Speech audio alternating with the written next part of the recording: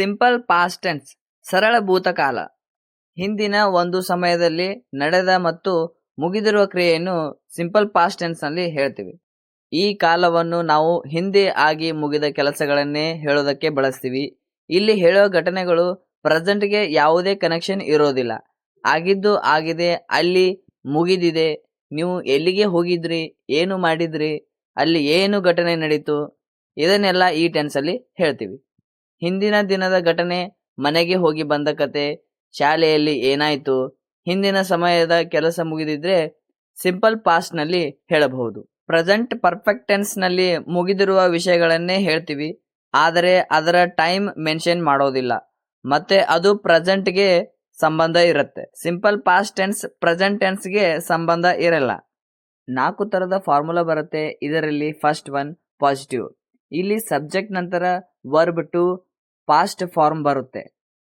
Example, I played cricket, he ate food, they watched TV. ಇದರ ಅರ್ಥ ಹಿಂದೆ ಒಂದು ಕೆಲಸ ಆಗಿ ಮುಗಿದಿದೆ. ನೆಗೆಟಿವ್, ಇಲ್ಲಿ ಡಿಡ್ ನಾಟ್ ಬಂದಿದೆ, ವರ್ಬ್ V1 ಬೇಸ್ ಫಾರ್ಮ್ ಆಗಿ ಬದಲಾಗುತ್ತೆ. Example, I did not play cricket, she did not eat food, they did not watch TV. ಇದರ ಅರ್ಥ ಆ ಕೆಲಸ ಹಿಂದೆ ಆಗಲಿಲ್ಲ. ಇಂಟರೋಗೇಟಿವ್, ಇಲ್ಲಿ ಸೆಂಟೆನ್ಸ್ ಡಿಡ್ ಇಂದ ಶುರುವಾಗುತ್ತೆ, ವರ್ಬ್ V1 ಆಗಿರಬೇಕು. Example, did you play cricket, did he eat food, did he watch TV. ಇದರ ಅರ್ಥ ಇನ್ಫಾರ್ಮೇಶನ್ ಕನ್ಫರ್ಮ್ ಮಾಡ್ಕೊಳ್ಳೋಕೆ. ನೆಗೆಟಿವ್ ಕ್ವಶನ್, ಇಲ್ಲಿ did subject not verb V1 ಬರುತ್ತೆ. Example, didn't you play cricket ಅಥವಾ did you not play cricket, didn't she eat food, didn't they watch TV. ಇದರ ಅರ್ಥ negative question ಕೇಳೋದು. Positive sentence ಅಲ್ಲಿ ಎಲ್ಲಾ ಸಬ್ಜೆಕ್ಟ್ಗೂ ಒಂದೇ ಪಾಸ್ಟ್ ಫಾರ್ಮ್ ವೆಂಟ್ ಬರುತ್ತದೆ. ಐ ವೆಂಟ್ ಟು ಸ್ಕೂಲ್, ನಾನು ಶಾಲೆಗೆ ಹೋದೆ. ಇದರಲ್ಲಿ ಹೆಲ್ಪಿಂಗ್ ವರ್ಬ್ ಇರೋದಿಲ್ಲ. ನೆಗೆಟಿವ್, ಇಲ್ಲಿ ಡಿಡ್ ನಾಟ್ ಬಂದ್ರೆ ವರ್ಬ್ V1 ಆಗಬೇಕು. I did not go to school, ನಾನು ಶಾಲೆಗೆ ಹೋಗಲಿಲ್ಲ. ಇಂಟರೋಗೇಟಿವ್, ಕ್ವಶನ್ ಕೇಳುವಾಗ ಹೆಲ್ಪಿಂಗ್ ವರ್ಬ್ ಫಸ್ಟ್ ಬರುತ್ತೆ. Did I go to school, ನಾನು ಶಾಲೆಗೆ ಹೋಗಿದ್ದೇನೆಯೇ. Negative plus interrogative, negative question ಕೇಳುವಾಗ ಹೆಲ್ಪಿಂಗ್ ವರ್ಬ್ ಫಸ್ಟ್ ಬರುತ್ತೆ ಮತ್ತೆ ಹೆಲ್ಪಿಂಗ್ ವರ್ಬ್ ನೆಗೆಟಿವ್ ಆಗಿರುತ್ತೆ. ಅಂದ್ರೆ didn't I go to school, ನಾನು ಶಾಲೆಗೆ ಹೋಗಲಿಲ್ಲವೇ. I went to school yesterday, ನಾನು ನಿನ್ನೆ ಶಾಲೆಗೆ ಹೋಗಿದ್ದೆ. I did not go to school yesterday, ನಾನು ನಿನ್ನೆ ಶಾಲೆಗೆ ಹೋಗಲಿಲ್ಲ. Did I go to school yesterday, ನಾನು ನಿನ್ನೆ ಶಾಲೆಗೆ ಹೋಗಿದ್ದೆಯೇ. Didn't I go to school yesterday, ನಾನು ನಿನ್ನೆ ಶಾಲೆಗೆ ಹೋಗಲಿಲ್ಲವೇ. ಅವನು ಬೆಳಗ್ಗೆ ಬೇಗನೆ ಎದ್ದನು. ನೀವು ಕೂಡ ಇದನ್ನು ಇಂಗ್ಲಿಷ್ನಲ್ಲಿ ಟ್ರೈ ಮಾಡಿ. He woke up early in the morning. ಈ ಸೆಂಟೆನ್ಸ್ ಯಾವ ಸಂದರ್ಭದಲ್ಲಿ ಹೇಳಬೇಕು ಅಂದ್ರೆ, ಕಳೆದ ದಿನ ಅವನು ದಿನವನ್ನು ಹೇಗೆ ಸ್ಟಾರ್ಟ್ ಮಾಡಿದನು ಅಂತ ಹೇಳ್ತಾ ಇದ್ದಾಗ ಈ ಸೆಂಟೆನ್ಸ್ ಹೇಳ್ಬೋದು. He woke up early in the morning ಅಂತ. ಅವಳು ಕಳೆದ ವಾರ ಪತ್ರ ಬರೆಯಲಿಲ್ಲ. She didn't write a letter last week. ಯಾರಾದರೂ ಕೇಳ್ತಾರೆ ಅವಳು ಲಾಸ್ಟ್ ವೀಕ್ ಲೆಟರ್ ಬರ್ದಿದ್ಲಾ ಅಂತ, ಅವಾಗ ಹೇಳಬಹುದು, ಇಲ್ಲ ಅವಳು ಬರೆಯಲಿಲ್ಲ. She didn't write a letter last week. Kiran ಬೇಗ ಆಫೀಸ್ಗೆ ಹೋದ. Kiran went to the office early. ನಿನ್ನೆ ಕಿರಣ್ ಬೇಗ ಆಫೀಸ್ಗೆ ಹೋಗಿದ್ನ, ಆ ವಿಷಯ ಹೇಳುವಾಗ ಇದನ್ನ ಹೇಳ್ಬೋದು. ನೀನು ವೇದಿಕೆಯಲ್ಲಿ ಹಾಡು ಹಾಡಿದೀಯಾ. Did you sing the song on stage. ನಡೆದ ಹೋದ ಒಂದು ಫಂಕ್ಷನ್ ಅಲ್ಲಿ ನೀನು ಹಾಡನ್ನು ಹಾಡಿದೀಯಾ ಅಂತ ಕೇಳಬೇಕಾದ್ರೆ ಇದನ್ನ ಹೇಳ್ಬೋದು. ನಾವು ಬೇಕರಿಯಲ್ಲಿ ಪಿಜ್ಜಾ ತಿಂದೆವು.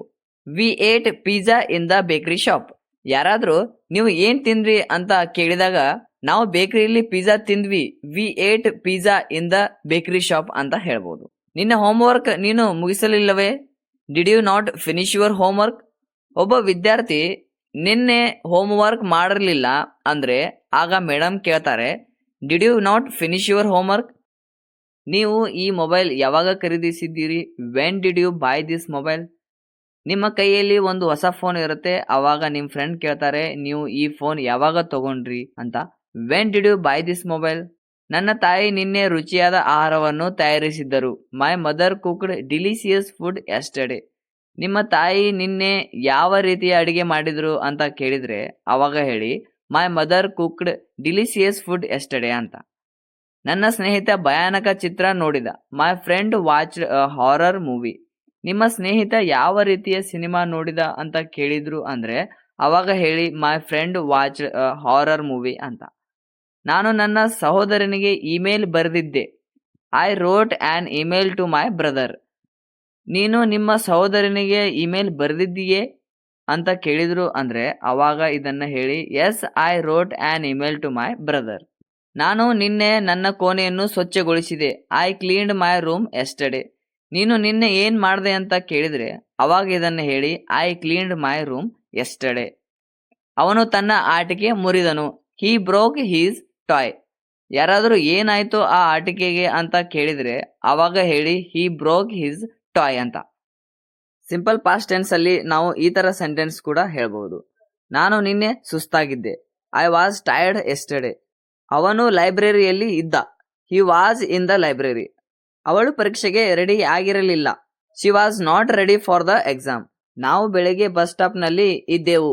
V were at the bus stop in the morning. ಅವರು ಫಲಿತಾಂಶದಿಂದ ಸಂತೋಷವಾಗಿದ್ದರು. They were happy with the result. ಆ ರೂಮ್ ತುಂಬಾ ಕೋಲ್ಡ್ ಆಗಿತ್ತು. The room was very cold. ಈ ವಿಡಿಯೋ ಇನ್ನೊಂದ್ಸರಿ ನೋಡಿ ಅರ್ಥ ಮಾಡ್ಕೊಳ್ಳಿ, ಚೆನ್ನಾಗಿ ನೋಟ್ಸ್ ಮಾಡ್ಕೊಳ್ಳಿ. ಈ ವಿಡಿಯೋ ಇಷ್ಟ ಆದ್ರೆ ಲೈಕ್ ಮಾಡಿ, ಶೇರ್ ಮಾಡಿ, ಸಬ್ಸ್ಕ್ರೈಬ್ ಮಾಡಿ. Thanks for watching. See you in the next class.